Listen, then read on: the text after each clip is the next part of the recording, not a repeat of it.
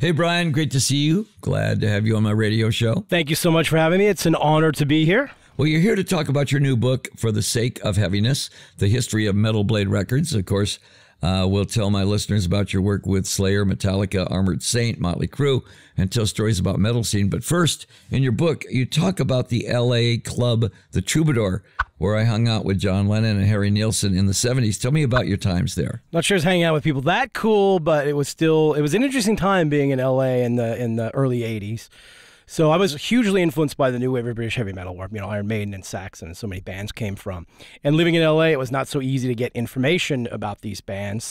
But I got really obsessed with this. I was a tape trader, so that's kind of how I found out about what was happening in England. Friends of mine in Europe who I traded with would send me the Iron Maiden Soundhouse tapes and all this early stuff. So I got really into that. Then I just kind of became obsessed with it. And, living in LA, I wasn't really sure what I could do to kind of help the scene, because I was like, man, there's this great scene happening, but nobody knows about it. So started a fanzine. I ended up working at a record store, started helping program the local metal radio station with some stuff. I was booking shows with bands like Motley Crue and Rat and on and on. So all this stuff was happening in LA, but again, early 80s, way before the internet, all that sort of stuff. So nobody knew that anything was happening there. And it really drove me nuts. So I felt, well, maybe if I put together a compilation album, people would know that there's a scene here and something might happen.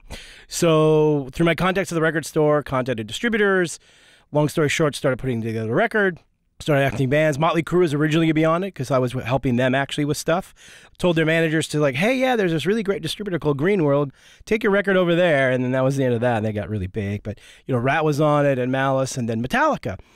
And so the Metallica story is I had met Lars Ulrich when he had first moved over from Denmark to L.A., and he was wearing a Saxon European T-shirt at a Michael Schenker Group show in Reseda, California at the country club.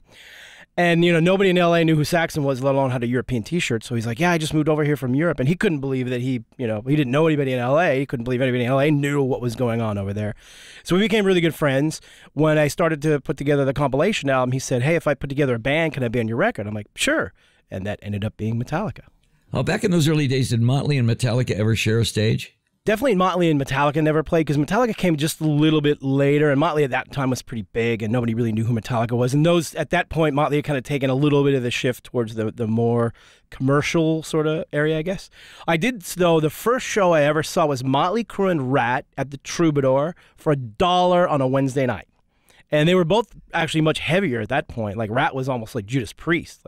Jakey Lee was in the band, and it was pretty cool. Ian, For the Sake of Heaviness, you talk about Deep Purple and Kiss and less metal bands that you love. In fact, you even reissued 3 of my early albums in Metal Blade. Well, obviously, I grew up being a massive fan of you and like I said, Kiss and Deep Purple and everything in the 70s, Thin Lizzy, Rainbow, on and on and on. So that's where I grew up, and that's really what formed my love of metal, is all that amazing 70s music. So when we did a deal with Warner Brothers in the early 1990s, and this was right when, the whole CD revolution was happening, and a lot of these labels had not reissued a lot of really great albums at that time. So one thing that I did when we went to Warner is I said, okay, if we do this deal, I want access to all of your catalog that's not out on CDs. So we did 5 Thin Lizzy albums, 3 Deep Purple albums, and 3 Alice Cooper albums, which were Muscle of Love, Lace and Whiskey, and From the Inside. And I talk about it in the book, and you and your management and your whole team's support for all that stuff was amazing. So thank you again so much. Even though your book is subtitled The History of Metal Blade, it's also the history of the metal and heavy music genre, pretty much, isn't it? Well, I think, like you said, it really is not just the history of a label, but it is kind of the history of the genre of heavy metal, because it starts when I was 11, hearing Deep Purple for the first time, and then all the way through until today. And we talk about, the difficulties in the late 90s of where things were, and then it all coming back. So it is kind of a history of the metal genre a little bit, as well as the history of the label. Just a reminder, I'm chatting with Brian Slagel of Metal Blade Records. So a lot of bands write to me asking for help in their careers. What advice do you give for bands trying to get a big break? Sure. I think there's a couple things. First of all, do whatever you can in your local scene to be part of that scene. Reach out to people, talk to people, because most of the bands we end up signing all come to us from somebody we know in, let's say, Kansas City, a promoter or a record store goes, hey, there's a really cool band here, and they'll turn it on to us, and that's when we sign it. So get involved in your whole scene there, whatever you can do. Get on social media, do whatever you can, because that's promoting yourself there. And I think most importantly is make sure one member of the band knows something about business. read a book, take a course, do something, because at the end of the day, all of these decisions are yours. And the most successful bands and artists, as you well know, have some sort of background in business because they're running their own business. So that's super important. And then the only thing I'll tell bands musically, because I think this is a big issue now, make music for yourself. Make music that you want to hear. Don't say like, oh, I love the Black Dahlia Murder, so I'm going to sound just like them. Like, don't do that. Like, take their influences and make music for yourself. Don't listen to what your friends say or what anybody else says. Just make it for yourself and make music that you like, and hopefully everybody else will like it. So are there any bands over the years that you passed on signing on a record deal that became super famous? Oh, yeah. Well, Motley Crue, I guess, was one. So I think the probably the worst one, the dumbest thing that I did was in the mid-'80s, Guns N' Roses was playing around L.A. all the time.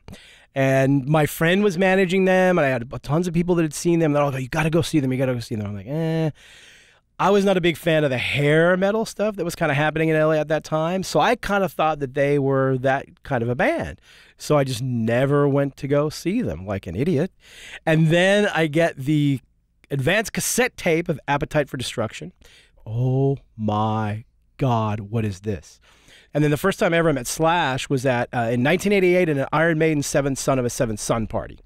Towards the end of the night, we're kind of like literally just sitting on the floor, talking about stuff. And he said, how come you never came to see us? And I go, I thought you guys were a glam band. That's why I never went. He's like, I hate that people thought that. I go, trust me, so do I. So, oops.